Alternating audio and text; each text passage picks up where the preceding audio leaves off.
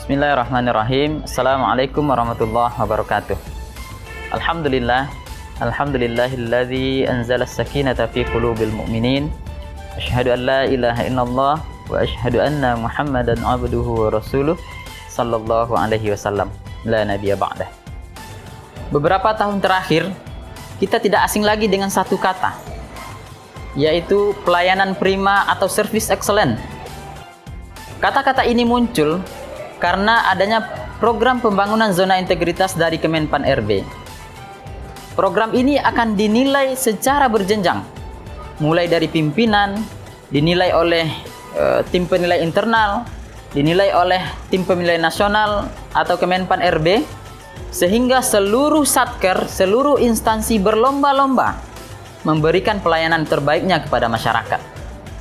Namun tahukah kita bahwa jauh sebelum kata-kata itu muncul, Rasulullah SAW telah memberikan contoh kepada umatnya bagaimana memberikan pelayanan yang terbaik kepada masyarakat. Dalam sebuah hadis yang diriwayatkan oleh Imam Bukhari mengatakan bahwa suatu ketika Rasulullah SAW didatangi oleh utusan dari Bani Abdul Qais. Ketika utusan itu datang, Rasulullah SAW langsung berdiri, kemudian dengan tersenyum, beliau berkata, "Marhaban, marhaban," kata beliau. "Selamat datang ya saudaraku. Engkau datang dengan tidak terhina dan tidak akan kecewa," kata Rasulullah. Itulah contoh yang diberikan oleh Rasulullah SAW.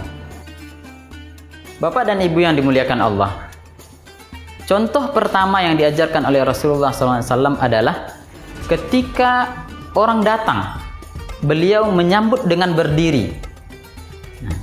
Berdiri yang dicontohkan oleh Rasulullah SAW ini adalah sebagai bentuk penghargaan kita kepada orang yang meminta bantuan atau layanan. Bagaimana mungkin kita melayani orang lain sedangkan kita tidak berdiri? Kalau kita cuma duduk, orang datang cuma duduk, itu seperti raja yang ingin dilayani, seperti pejabat yang ingin dilayani, bukan seperti pelayan yang akan melayani. Itulah contoh pertama yang diajarkan oleh Rasulullah. Yang kedua, di samping beliau berdiri menyambut tamu-tamu beliau, Rasulullah juga berdiri sambil tersenyum, memberikan kenyamanan kepada orang yang datang membutuhkan bantuan beliau. Inilah contoh kedua yang harus kita terapkan, tersenyum. Apalagi di lembaga peradilan ini yang rata-rata orang yang datang ke pengadilan itu adalah orang-orang yang bermasalah. Dengan senyuman yang kita berikan, walaupun hanya sedikit, itu tentunya akan meringankan beban masalah yang dihadapinya. Kemudian yang ketiga yang diajarkan oleh Rasulullah, ketika tamu beliau datang, beliau berdiri dan tersenyum. Kemudian beliau menyampaikan, "Marhaban ya saudaraku. Marhaban, selamat datang." Ucapan selamat datang ini akan membuktikan bahwa kita sebagai pelayan masyarakat siap untuk melayani mereka. Kita tidak menunggu mereka menyampaikan maksud kedatangannya terlebih dahulu, tapi kita sampaikan, kita ucapkan selamat datang, sehingga orang yang akan dilayani merasa yakin bahwa kita siap untuk melayaninya. Kemudian dari hadis ini, yang terakhir Rasulullah mengajarkan bahwa orang yang datang jangan sampai kecewa. Maksudnya apa? Kita sebagai pelayan masyarakat harus memahami betul secara profesional setiap pelayanan yang akan kita berikan. Harus kita pastikan bahwa pelayanan yang kita berikan itu tidak ada kesalahan sama sekali.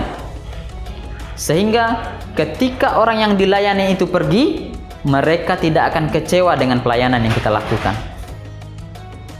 Bapak dan Ibu yang dimuliakan Allah, Keempat prinsip inilah sebenarnya yang diterapkan oleh lembaga-lembaga perbankan yang kita ketahui selama ini.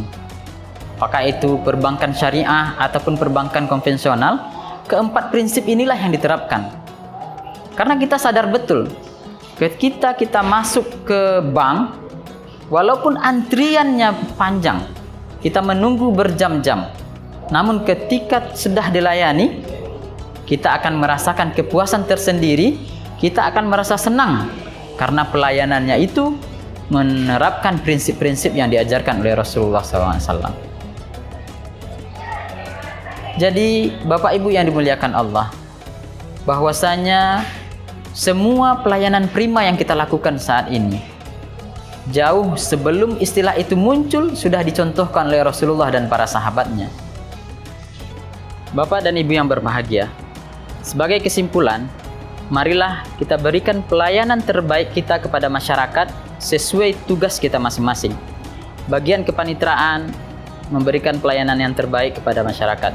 Bagian kesekretariatan memberikan pelayanan terbaik kepada internal, kepada pegawai dan segala macamnya.